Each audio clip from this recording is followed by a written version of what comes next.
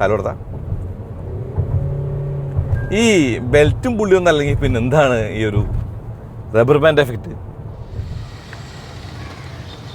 ഇതെന്താണ് ഈ എൻജിൻ്റെ മുകളിൽ നിന്ന് ഒരു ഓറഞ്ച് വയറൊക്കെ പോണത്? ഇത് ഇലക്ട്രിക് അല്ല, പെട്രോൾ എഞ്ചിനാണ്. പക്ഷേ ഇതിനകത്ത് ഇലക്ട്രിക് മോട്ടർ ഉണ്ടെന്ന്. ഇത് ഹൈബ്രിഡാണ്. ഹൈബ്രിഡ് എന്ന് പറയുമ്പോൾ ഇതൊരു സ്ട്രോങ് ഹൈബ്രിഡാണ്. ഇതെന്താണ് ആ സംഗതി, ഇതെങ്ങനെയാണ് വർക്ക് ചെയ്യുന്നത് ഒക്കെ മനസ്സിലാക്കാൻ പറ്റിയിട്ടുണ്ട്. ഞാൻ ടൊയോട്ടയുടെ ഫാക്ടറി പോയി.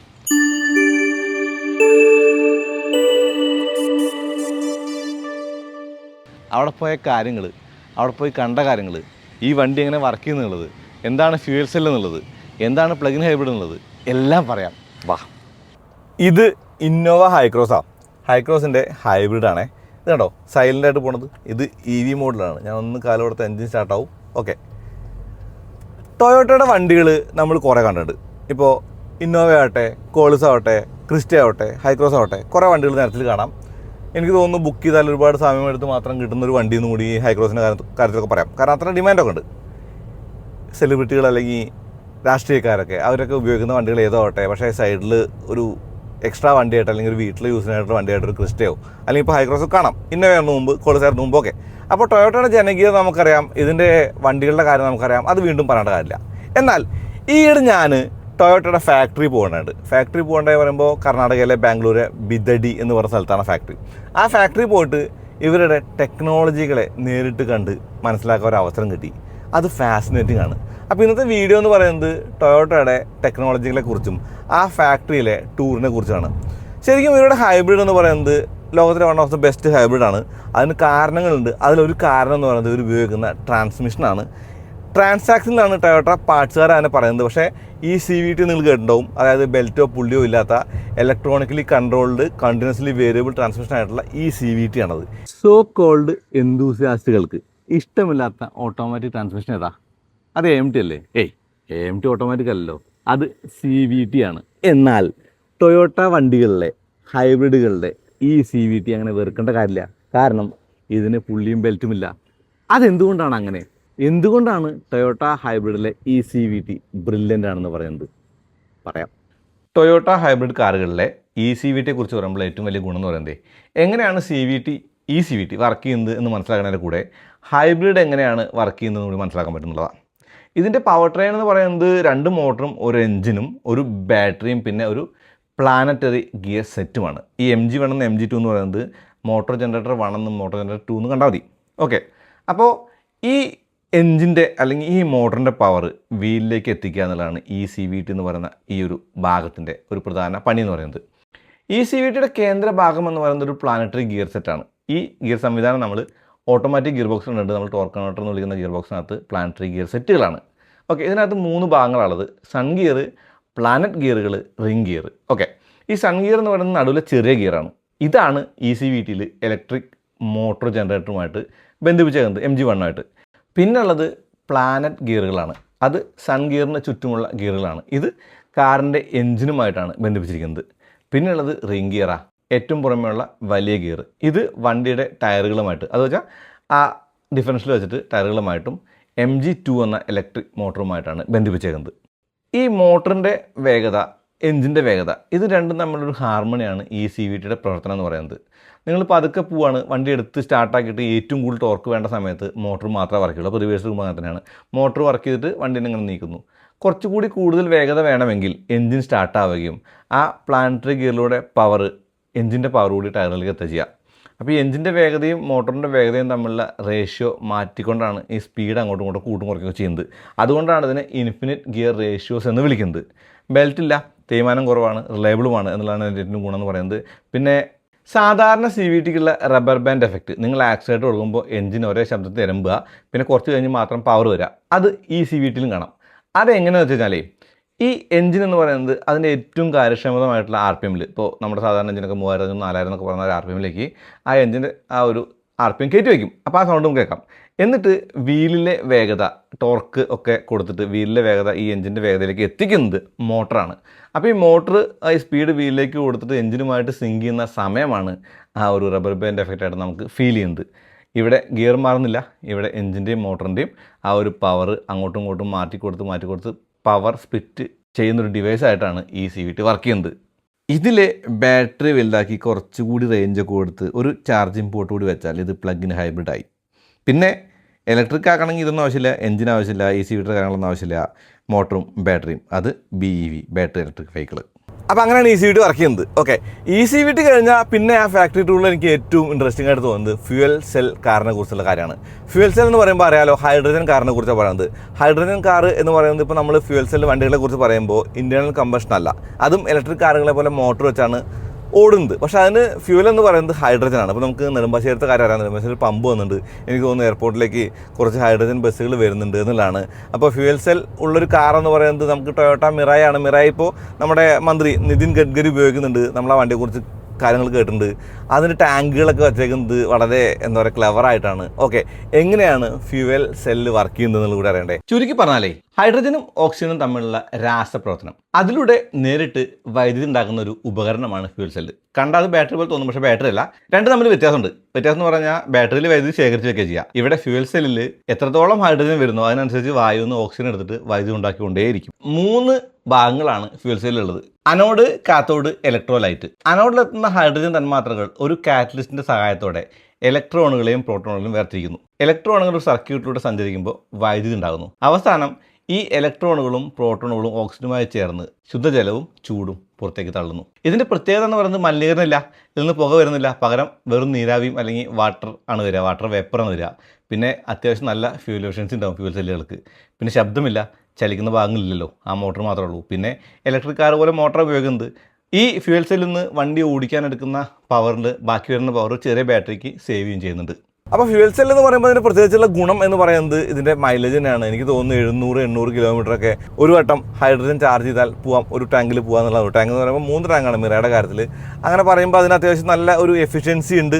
കോസ്റ്റ് എന്ന് പറയുന്നത് ഇപ്പോൾ 2500-3000 രൂപ വരെ വരുന്നുണ്ട് എന്നാണ് അറിഞ്ഞത്. അപ്പോൾ അതിന് കുറയും, കാരണം വണ്ടികൾ കൂടുതൽ വരുമ്പോൾ എന്തായാലും കോസ്റ്റ് കുറയും. അപ്പോൾ ഈസിയാണ് യൂസ് ചെയ്യാൻ പറ്റും. 1000 കിലോമീറ്റർ വരെയൊക്കെ നമുക്ക് ഒറ്റ ചാർജിൽ പോകാൻ പറ്റിയ ഒരു ഹൈഡ്രജൻ ഫ്യൂവൽ സെല്ലുള്ള വണ്ടി വന്നു കഴിഞ്ഞാൽ ഒന്നുകൂടി നമുക്ക് ഈസിയാവും കാര്യങ്ങൾ, ഓടിക്കാനുള്ള കാര്യങ്ങൾ ഇലക്ട്രിക്കിനേക്കാൾ എന്നുള്ളതാണ്. അതിന് ചാർജ് ചെയ്യാൻ വരുന്ന സമയം എന്ന് പറയുന്നത് ഏകദേശം 5 മിനിറ്റാണ്, 3 to 5 മിനിറ്റാണ്. ഇലക്ട്രിക് പോലെ കുറേ കാലം കാത്തുകേണ്ട കാര്യമില്ല. അപ്പോൾ ഒരു ഫ്യൂവൽ സെല്ല് മൾട്ടിപ്പിൾ ആപ്ലിക്കേഷന് വേണ്ടി ഉണ്ടാക്കി വെച്ചിരുന്ന ഫ്യൂവൽ സെല്ലുകളൊക്കെ ആ ഫാക്ടറിയിൽ നമ്മളൊക്കെ കണ്ടു. അപ്പോൾ ഫ്യൂവൽ സെൽ എന്ന് പറയുന്നതും ഒരു ഫാസിനേറ്റിംഗ് ആയിട്ടുള്ള ഒരു ടെക്നോളജി ആയിട്ട് എനിക്ക് തോന്നി. അതായത് ഇലക്ട്രിക് പോലെ മണിക്കൂറുകളോളം, മണിക്കൂറെന്ന് ഇപ്പോൾ പറയുന്നു, എന്നാലും മിനിറ്റുകളോളം നമ്മൾ ചാർജ് ചെയ്യാനായിട്ട് കാത്തുകേണ്ട കാര്യമില്ല. പെട്രോൾ ഡീസലും അടിക്കുന്ന പോലെ ഫില്ല് ചെയ്തിട്ട് പോകാവുന്ന ഒരവസ്ഥയിലേക്ക് ഇലക്ട്രിക് വണ്ടി, അതായത് മോട്ടറുള്ള വണ്ടി കൂടി എത്തുമെന്നുള്ളതാണ് ഈ ഹൈഡ്രജൻ്റെ ഫ്യൂവൽ സെല്ലിൻ്റെ ഒരു ഗുണം എന്നുള്ളത്. അപ്പോൾ അത്രയും കാര്യങ്ങൾ എനിക്ക് വളരെയധികം എന്നെ ആകർഷിച്ചൊരു കാര്യമാണ്. പിന്നെ അവർ ഫാക്ടറിയിൽ കാണിച്ചൊരു കാര്യം എന്ന് പറയുന്നത് പ്രൈസ്, അതായത് പ്ലഗ് ഇൻ ഹൈബ്രിഡ് വണ്ടി ട്രാക്കിലൊന്ന് ഓടിച്ച് കാണിച്ചു എന്നുള്ളതാണ്. അത് ലെഫ്റ്റ് ഹാൻഡ് ഡ്രൈവ് കൊറോളയും ഈ പ്ലഗ് ഇൻ ഹൈബ്രിഡ് ആയിട്ടുള്ള പ്രൈസും പിന്നെ നമ്മുടെ ആ വണ്ടിയിലെ ഹൈ റൈഡറാണ് ഓടിച്ച് കാണിച്ചത്.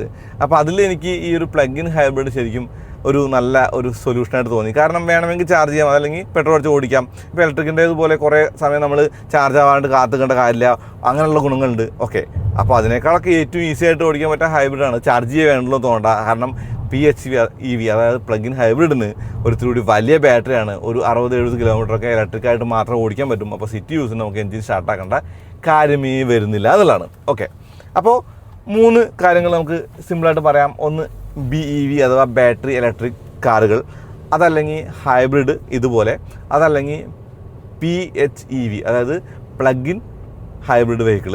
ഇത്രയും ടെക്നോളജികളെ കുറിച്ച് അറിഞ്ഞപ്പോൾ തന്നെ എനിക്ക് അത്യാവശ്യം പറഞ്ഞാൽ എൻ്റെ ഒരു മനസ്സ് നിറഞ്ഞു. കാരണം നമ്മൾ ഒരു ദിവസം ചിലവാക്കിയിട്ട് പോയത് കാര്യങ്ങൾ അറിയാൻ വേണ്ടി പോയത് കാര്യങ്ങളാണ്, കണ്ട് മനസ്സിലാക്കേണ്ട കാര്യങ്ങളാണെന്നുള്ളത്. പിന്നെ ആ ടൂറിലുണ്ടായിട്ടുള്ളത് വണ്ടി ഉണ്ടാക്കുന്നത് കണ്ടു. അതായത് ഈ 3 വണ്ടികൾ, ഫോർച്യൂണർ ആണെങ്കിലും അല്ലെങ്കിൽ ഹൈക്രോസ് ആണെങ്കിലും അതല്ലെങ്കിൽ ഇന്നോവ ക്രിസ്റ്റ ആണെങ്കിലും ഉണ്ടാകുന്ന ഒരു ഫാക്ടറിയിലാണ്, അപ്പോൾ ഒരു പ്ലാന്റിലാണ്. അപ്പോൾ അങ്ങനെ ഉണ്ടാകുമ്പോൾ ബോഡി ഓൺ ഫ്രെയിമിൻ്റെ ഒരു ബോഡി നിർമ്മിക്കുന്നതും മോണോകോക്കിൻ്റെ ബോഡി നിർമ്മിക്കുന്നതും രണ്ടും 2 സിസ്റ്റമാണ്.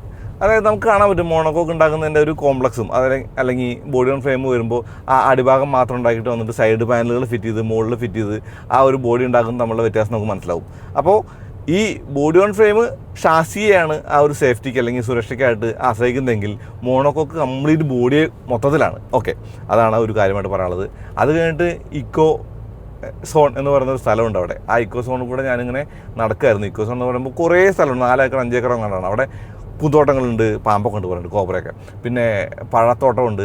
അവർ ആ പഴമൊന്നും പറിക്കാറില്ല പറഞ്ഞത്. വാഴപ്പഴമാണെങ്കിലും അല്ലെങ്കിൽ ആപ്പിൾ ഓറഞ്ചൊക്കെ ആണെങ്കിലും പറിക്കാറില്ല പറഞ്ഞത്. കാരണം അത് അവിടുത്തെ മൃഗങ്ങൾക്ക് വേണ്ടി ഡെഡിക്കേറ്റ് ചെയ്ത് വെച്ചേക്കാണ്, അവർ കഴിച്ചോട്ടെ എന്നുള്ള ഒരു മൈൻഡാണ്. നല്ല കാര്യം. അവിടെ ഇവല്യൂഷനെ സൂചിപ്പിക്കുന്ന ആർച്ചുകൾ വെച്ചിട്ടുണ്ട് ഒരു പാർക്കിൽ. ആ ആർച്ചുകളെന്ന് പറയുന്നത് അങ്ങനെ നമ്മുടെ ഒരു മനുഷ്യകുലം ഉണ്ടായത് എങ്ങനെയാണെന്നുള്ളത് കാണിക്കാൻ വേണ്ടിയിട്ടുള്ള. അതുകൂടെ നടന്നു പോകുമ്പോൾ നമ്മുടെ കൂട്ടത്തിലുള്ള ഒരാൾ ചോദിച്ചു, അവർ പറഞ്ഞു സ്കൂളുകൾ വരാറുണ്ട്, സ്കൂളുകൾ എന്നും ഒരു സ്കൂളിന് ടൂർ ഉണ്ടാവും, അതായത് സ്കൂൾ കുട്ടികളെ കൊണ്ടുവന്നിട്ട് ഈ ഇക്കോസോൺ കാണിച്ചു കൊടുത്ത് അവിടുത്തെ കാര്യങ്ങൾ പഠിപ്പിക്കാറുണ്ടെന്ന് പറഞ്ഞു. അങ്ങനെ പറയുന്ന ഇടയ്ക്ക് ഒരാൾ ചോദിച്ചപ്പോൾ ഈ കുട്ടികൾ ചോദിക്കാറില്ലേ ആദവും ഹവ്വയും അല്ലെങ്കിൽ ദൈവം അല്ലെങ്കിൽ ഈ നമ്മുടെ ശിവനും അല്ലെങ്കിൽ പാർവതിയൊക്കെ അവരുടെ കാര്യങ്ങൾ ചോദിക്കാറില്ലെന്ന് ചോദിച്ചപ്പോൾ നമ്മുടെ ഗൈഡ് പറഞ്ഞ കാര്യമാണ് നമ്മൾ സയൻസാണ് ഫോളോ ചെയ്യുന്നത്, എഡ്യൂക്കേഷൻ പർപ്പസിന് വേണ്ടിയെങ്കിലും നമ്മൾ സയൻസ് ഫോളോ ചെയ്യണം എന്ന് പറഞ്ഞപ്പോൾ എനിക്ക് സയൻസ് ഫോളോ ചെയ്യുന്നൊരു കമ്പനി എന്ന നിലയ്ക്ക് ടൊയോട്ടയുടെ ഒരു കാര്യത്തിൽ ഒരു ഇത്തിരി ഇഷ്ടം തോന്നി. കാരണം ഓക്കെ, ഒരു ജാപ്പനീസ് കമ്പനി അതിൽ കൂടുതലൊന്നും പ്രതീക്ഷയില്ല, നമ്മൾ സയൻസ് ഫോളോ ചെയ്യുന്ന ആൾക്കാരാണ്, അറിയാലോ. പിന്നെ അവിടുത്തെ ഒരു TTIയെ കുറിച്ച് പറയണം, അതായത് ടൊയോട്ട ടെക്നിക്കൽ ഇൻസ്റ്റിറ്റ്യൂട്ട്. അവിടെ ഇൻസ്റ്റിറ്റ്യൂട്ടിൽ അവർ കുട്ടികളെ, അതായത് ബീഹാറിൽ നിന്നും അല്ലെങ്കിൽ കർണാടകയിൽ തന്നെയും താഴേക്കിടയിലുള്ള കുട്ടികളെ കണ്ടുപിടിച്ച് അവർക്ക് ടെക്നിക്കൽ വിദ്യാഭ്യാസം കൊടുത്ത് അവരെ ജോലി ചെയ്യാൻ പ്രാപ്തരാക്കുന്ന ഒരു ഇൻസ്റ്റിറ്റ്യൂഷനാണ്. രാവിലെ 5:30 മുതൽ രാത്രി 10:30 വരെ ഒരു സിലബസും ഒരു കരിക്കുലവും കണ്ടു. ആ കരിക്കുലത്തിൻ്റെ ഒരു കാര്യം കേട്ടപ്പോൾ കുട്ടികൾ ശരിക്കും ഹാർഡ് വർക്കിംഗ് ആണ്. സിസ്റ്റം, ഒരു ചിട്ട ഒക്കെ പഠിച്ച് ഇറങ്ങാനുള്ള ഒരു കാര്യം അവിടെ ഉണ്ട്. ഓക്കെ, അതും ടൊയോട്ട ചെയ്യുന്ന ഒരു നല്ല കാര്യമാണ്, നല്ല ഇനീഷ്യേറ്റീവാണ്. ഇപ്പോൾ അടുത്താണ് തുടങ്ങിയെന്ന് പറയുന്നു, അത് നല്ല ഇനീഷ്യേറ്റീവായിട്ട് തോന്നി. അവരുടെ ആ ഒരു ഡ്രില്ലുകൾ കണ്ടു, ഒരു നൊസ്റ്റാൾജിക്കായി, ദേശീയ ഗാനത്തിന് കൈതാത്തി നിന്നു. ഒക്കെ ഒരു പുതിയ ഒരു എക്സ്പീരിയൻസ് ആയിരുന്നു കുറേ കാലത്തിന് ശേഷം, അതായത് സ്കൂൾ പോയിട്ട് കാലങ്ങളായല്ലോ. അതും കഴിഞ്ഞിട്ട് അവരുടെ ഭക്ഷണം കഴിച്ച് നമ്മൾ പിരിയാണ്ടായത്. ഓക്കെ, TVSൽ അത്രയും നല്ല ഫുഡ് അല്ലെങ്കിലും ഒരു വെജിറ്റേറിയൻ ഒരു ഫുഡെന്ന നിലയ്ക്ക് നല്ലൊരു ഫുഡ് നമ്മൾ ടൊയോട്ടയിൽ നിന്ന് കഴിക്കേണ്ടതുണ്ട്. അപ്പോൾ എനിക്ക് തോന്നുന്നു ഒരു ഫാക്ടറി വെച്ച് നമ്മളെ മനസ്സിലാക്കി തരുന്ന കാര്യങ്ങളെന്ന് പറയുന്നത് ഒരു വണ്ടിയുടെ ജനനം എങ്ങനെയുള്ളതാണ്. ഒരു സ്കെച്ച് ബോർഡിൽ നിന്ന് തുടങ്ങിയിട്ട് അസംബ്ലി ലൈനിലൂടെ വന്നിട്ട് വണ്ടിയായിട്ട് പുറത്തേക്ക് ഇറങ്ങുമ്പോൾ ഒരുപാട് പ്രോസസ്സുകളിലൂടെ ഒരുപാട് പ്രൊസീജിയറിലൂടെ വണ്ടി പോകുന്നുണ്ട്. ഇപ്പോൾ ടൊയോട്ടയുടെ കാര്യം പറയുമ്പോൾ ഒരു വളരെ ഫാസ്റ്റായിട്ട് വണ്ടി ഉണ്ടാക്കുന്ന കമ്പനിയാണ്, വളരെ സിസ്റ്റമാറ്റിക്കായിട്ട് വണ്ടി ഉണ്ടാക്കുന്ന കമ്പനിയാണ്. ആ കമ്പനിയുടെ ഇഷ്ടപ്പെടാനായിട്ട് കാരണങ്ങൾ സയൻസ് ഫോളോ ചെയ്യുന്ന കാരണം, അല്ലെങ്കിൽ ഈ കുട്ടികളെ പഠിപ്പിക്കുന്നതിൻ്റെ ആ ഒരു കാര്യം, അതല്ലെങ്കിൽ ഈ വണ്ടി ഉണ്ടാക്കുന്ന കാര്യം, വണ്ടികളുടെ ഒരു ടെക്നോളജിക്കലി ബിൽഡായിട്ടുള്ള കുറേ ടെക്നോളജികൾ യൂസ് ചെയ്യുന്നുള്ള കാര്യത്തിലൊക്കെയും നമുക്ക് ഈ ഒരു ടൊയോട്ടയെ ഒരു ഇത്തിരി കൂടി അഡ്മയർ ചെയ്യാൻ പറ്റും എന്നുള്ളതാണ് എനിക്ക് തോന്നിയത്. അപ്പോൾ ടാറ്റ മോട്ടോഴ്സിൻ്റെ ഫാക്ടറി പോയപ്പോൾ എനിക്കത് വേറെ എക്സ്പീരിയൻസ് ആയിരുന്നു, ടൊയോട്ടയിൽ പോയപ്പോൾ അത് വേറെ എക്സ്പീരിയൻസ് ആയിരുന്നു. അപ്പോൾ എന്തായാലും നല്ലൊരു എക്സ്പീരിയൻസ് കഴിഞ്ഞ് വന്നേക്കാണ്. അങ്ങനെ വന്നിട്ട് ഈ വണ്ടി എടുത്തിട്ട് ഇത് വണ്ടി ഓടിച്ചുകൊണ്ടിരുന്ന് പറയാനുള്ള കാര്യം എന്ന് പറയുന്നത് അവരകത്ത് വീഡിയോയോ ഫോട്ടോയോ അനുവദിച്ചില്ല. അത് കുറ്റം പറയാൻ പറ്റില്ല, കാരണം അത് നടക്കുന്ന കാര്യങ്ങളൊന്നും എല്ലാവരും കാണേണ്ട കാര്യമൊന്നുമില്ല, അത് കേട്ടറിഞ്ഞാൽ മതി എന്നുള്ള ഒരു മൈൻഡാണൊക്കെ വിസിറ്റ് ചെയ്യാമല്ലോ. കണ്ടാൽ മതി, ഫോട്ടോ ഒക്കെ ഉണ്ട്. അങ്ങനെ ഞാൻ കണ്ട് തിരിച്ച് പോരേണ്ടത്. അപ്പോൾ ടൊയോട്ടയുടെ ടെക്നോളജി ഫാസിനേറ്റിംഗ് ആണ്, വണ്ടികൾ നല്ല രസമാണ് ഓടിക്കാൻ, ഇത് അൾട്രാ കംഫർട്ടബിൾ ആയിട്ടുള്ള വണ്ടികളാണ്. അപ്പോൾ ഈ ഒരു വീഡിയോ കൊണ്ട് ഉദ്ദേശിച്ച് ഇത്രയേ ഉള്ളൂ, ടൊയോട്ടയുടെ ഫാസിനേറ്റിംഗ് ആയിട്ടുള്ള ടെക്നോളജികൾ നിങ്ങളുമായിട്ട് പങ്കുവെക്കണം. പിന്നെ ഇന്നോവ ഹൈക്രോസ് ഓടിച്ചുകൊണ്ട് പറയാൻ കാര്യം എന്ന് പറയുന്നത്, ഓക്കെ ഇത് ഓടിച്ചല്ലാണ്ട് പിന്നെ വേറെ ഏത് വണ്ടി ഓടിച്ചതിനെ കുറിച്ച് പറയാം. എനിക്ക് ഏറ്റവും ഇഷ്ടപ്പെട്ട ഒരു വണ്ടി അല്ലെങ്കിൽ ഒരു ടെക്നോളജി എന്ന് പറയുന്നത് ഇവരുടെ ഹൈബ്രിഡാണ്. അത് ഈ വണ്ടിയിലുണ്ട്. ഇതൊരു 2 ലിറ്റർ ഹൈബ്രിഡ് സിസ്റ്റമുള്ള വണ്ടിയാണ്. 2 ലിറ്റർ എഞ്ചിൻ്റെ കൂടെ ഹൈബ്രിഡ് സിസ്റ്റമുള്ള വണ്ടിയാണ്. ഇതാണോ 18.1 കിലോമീറ്റർ മൈലേജാണ് ഞാൻ എത്ര ഓടിച്ചിട്ട് കാലോടത്താ. ഈ ബെൽറ്റും പുള്ളിയൊന്നും അല്ലെങ്കിൽ പിന്നെ എന്താണ് ഈ ഒരു റബ്ബർ ബാൻഡ് എഫക്റ്റ്? അത് ഞാൻ നേരത്തെ പറഞ്ഞില്ലേ ഈ സീറ്റർ കാര്യം പറഞ്ഞപ്പോൾ പോയി കേട്ടോ. ശരി, അത്രേ ഉള്ളൂ.